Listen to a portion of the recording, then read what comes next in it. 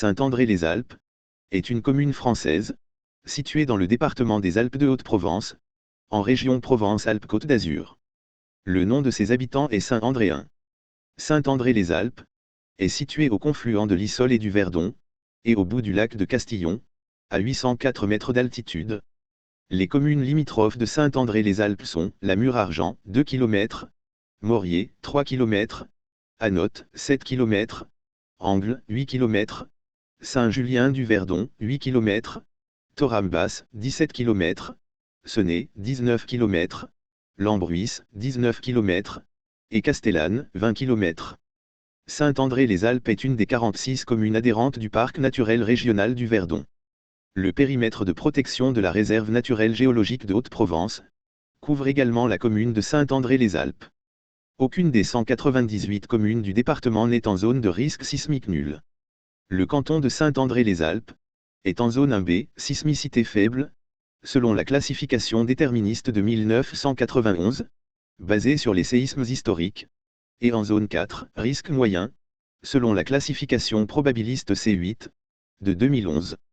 La commune de Saint-André-les-Alpes est exposée à 4 risques naturels, les avalanches, les feux de forêt, les inondations, et les mouvements de terrain. La commune de Saint-André-les-Alpes est de plus exposée à un risque d'origine technologique, celui de transport de matières dangereuses par route. La route nationale 202 peut être empruntée par les transports routiers de marchandises dangereuses. Aucun plan de prévention des risques naturels prévisibles, PPR, n'existe pour la commune, le DICRIM existe depuis 2011. Parmi les catastrophes récentes, on note des inondations, écoulées de boue en janvier 1994, et l'incendie de forêt du Chamat, qui détruit 1950 hectares de forêt en 1982. Toponymie.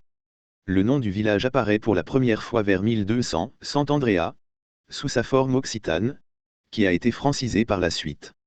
La commune se nomme Sant'Andrieu, en vivaro-alpin, et en provençal. Avec la fusion de la commune de Saint-André avec celle de Méouille, en 1837, la commune prend le nom de Saint-André de Méouille. Elle ne prendra le nom de Saint-André-les-Alpes qu'en 1928. Histoire. Auguste fait la conquête de la vallée du Verdon, en même temps que celle des Alpes, qu'il achève en 14 avant Jésus-Christ. Il est difficile de connaître le nom du peuple gaulois qui peuplait la vallée, et le nom de la civitas dont les vallées de Saint-André dépendaient au Haut-Empire, Eturamina, Thorame, Civitas Saliniensum, Castellane, ou Sanitensium, Cenay. À la fin de l'Empire romain, le rattachement à celle de Sanitensium, et à son diocèse, semble avéré. Courchon, qui apparaît pour la première fois dans les chartes en 1226, sous le nom de Corchonneau, relevait directement des comtes de Provence. Cette communauté compte 25 feux en 1315, et 4 en 1471. Sa population est de 189 habitants en 1765. En altitude, possédant un terroir uniquement fait de montagnes, froide et peu peuplée, aucune église ni chapelle n'y est fondée avant le XVIIe siècle. La fusion de Courchon avec Saint-André-les-Alpes date du 5 septembre 1966. Méouille est signalée en 1278. Son église paroissiale relevait du chapitre de l'évêché de Cenay, qui percevait donc les revenus à cette église. Le fief de Méouille, d'après l'état d'afflorinement de 1783, était encore indépendant à la fin de l'Ancien Régime. La commune de Méouille est rattachée à Saint-André en 1837, qui prend le nom de Saint-André de Méouille. Saint-André-les-Alpes est fondée au XIIIe siècle, par les habitants de Méouille. La seigneurie est successivement une possession des Castellanes au XIIIe siècle et XIVe siècle, des Pontevès au XVIe siècle, des Forbins au XVIIe siècle, et des Logiers au XVIIIe siècle. Sur le plan spirituel, la paroisse relevait de l'évêque de Cenay, qui nommait le prêtre et percevait les redevances attachées à l'église. La communauté s'agrandit de Troyes. À la veille de la Révolution française, il n'existait qu'un seul fief sur le territoire de Saint-André, d'après l'état d'afflorinement de 1783. Troyes est signalé en 1237. La communauté comptait 29 feux en 1315, mais est fortement dépeuplée par la crise du XIVe siècle, peste noire, et guerre de 100 ans, et complètement abandonnée en 1471. Elle compte à nouveau 45 habitants en 1765, mais est finalement annexée par celle de Saint-André, en 1791. Le hameau est complètement dépeuplé en 1884, et son emplacement réel incertain. Le seuil dans les gorges de l'Issole est un emplacement possible. Durant la Révolution, la commune de Saint-André compte une société patriotique, créée après la fin de 1792. Pour suivre le décret de la Convention du 25 Vendémiaire en deux, invitant les communes ayant des noms pouvant rappeler les souvenirs de la royauté, de la féodalité ou des superstitions, à les remplacer par d'autres dénominations, la commune change de nom pour Verdissol. La commune de Troing, reconstituée en 1793, est absorbée entre 1795 et 1800. La Révolution et l'Empire apportent nombre d'améliorations, dont une imposition foncière égale pour tous, et proportionnelle à la valeur des biens de chacun. Afin de la mettre en place sur des bases précises, la levée d'un cadastre est décidée. La loi de finances du 15 septembre 1807 précise ses modalités, mais sa réalisation est longue à mettre en œuvre. Les fonctionnaires du cadastre, traitant les communes par groupes géographiques successifs. Ce n'est qu'en 1838 que les cadastres dits napoléoniens, de Saint-André et de Courchon sont achevés. En 1837, Saint-André, parfois appelé Saint-André du Seuil, du nom du principal village de Troing, fusionne avec Méouille. La nouvelle commune prend le nom de Saint-André de Méouille. C'est à Saint-André qu'a débuté l'essor de l'industrie textile dans la vallée du Verdon au XIXe siècle. La manufacture André Honorat est la plus ancienne et sert de modèle aux autres. Créée en 1819, elle produit 10 000 pièces de drap de laine en 1837. Une autre fabrique ouvre en 1837, créée par Jean-Baptiste Honorat, homonyme du précédent. Ancien maquignon, occasionnellement contrebandier, il construit une vaste fabrique, vaste par rapport aux maisons plus anciennes, rectangulaire, à 2 étages, bien éclairée de hautes fenêtres, où il installe ses machines, des cardeuses et des fileuses achetées à Lyon, puis revendues et remplacées par d'autres venant de Vienne. Ces machines sont actionnées par l'énergie hydraulique, la fabrique est construite près de l'Issole.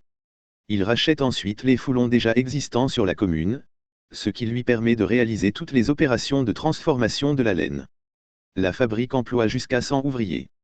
Elle ferme en 1886. Son exemple est suivi dans toute la vallée, et par Simon à Saint-André même.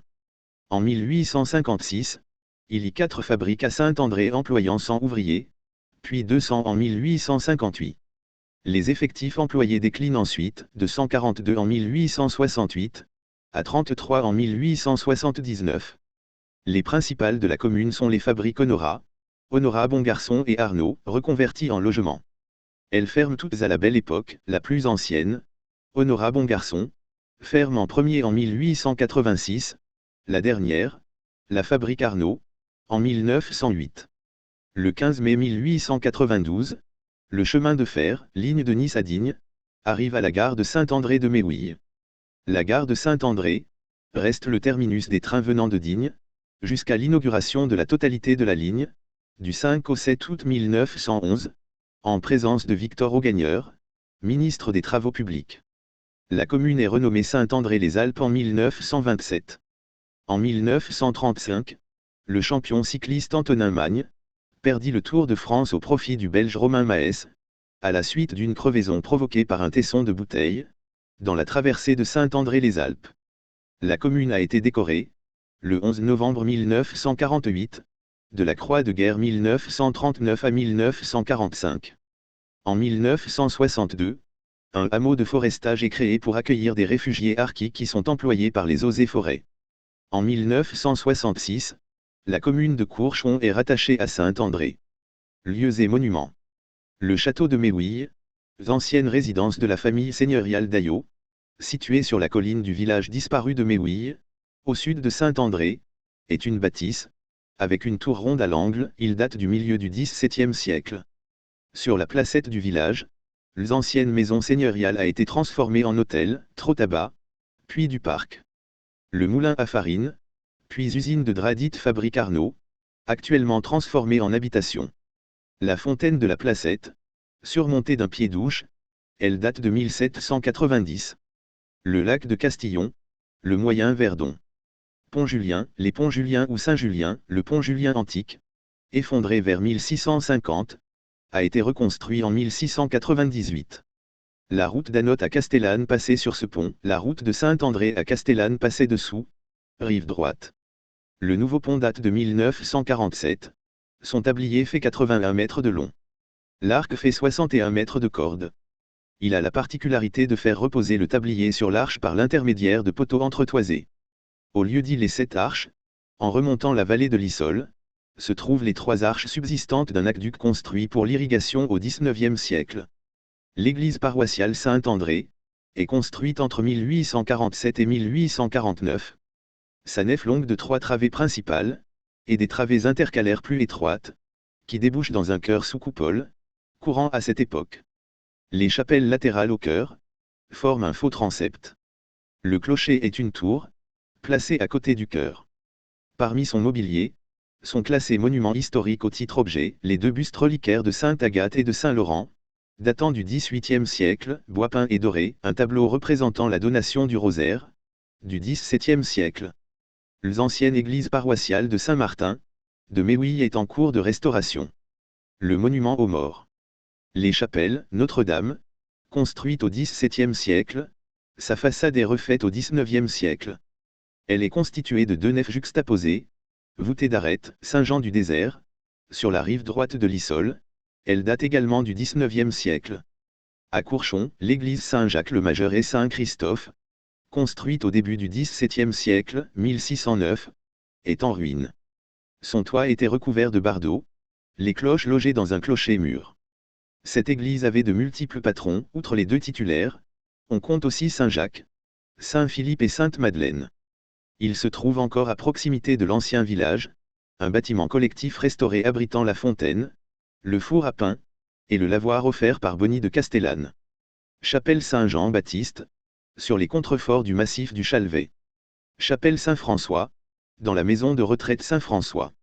Au hameau de Troin, dans la forêt au nord de Saint-André, l'église Saint-Michel du Seuil est en ruine. Il subsistait une abside de l'ancienne église de Troin en 1969, effondrée depuis.